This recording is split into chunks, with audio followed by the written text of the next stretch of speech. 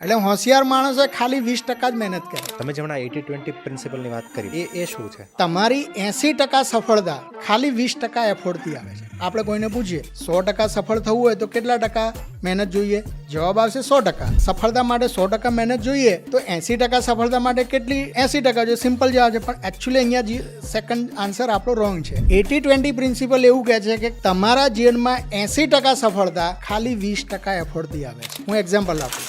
10 જોડી કપડાં હોય તમારી પાસે, 2 જોડી કપડાં એવા છે જેમાં તમારી પર્સનાલિટી બહુ સારી છે, બહુ સારા ગુડ કોમેન્ટ્સ આવશે, 80% પહેરશો. 10 મિત્રો હશે એમાંથી 20%, 2 મિત્રો એવા છે જેની જોડે 80% ટાઈમ સ્પેન્ડ કરશો. તો 80-20 પ્રિન્સિપલ એવું કહે છે કે 20% તમારું કિંમતી શું છે જો તમને એ ખ્યાલ આવી ગયો તો રિઝલ્ટ કેટલું મળશે?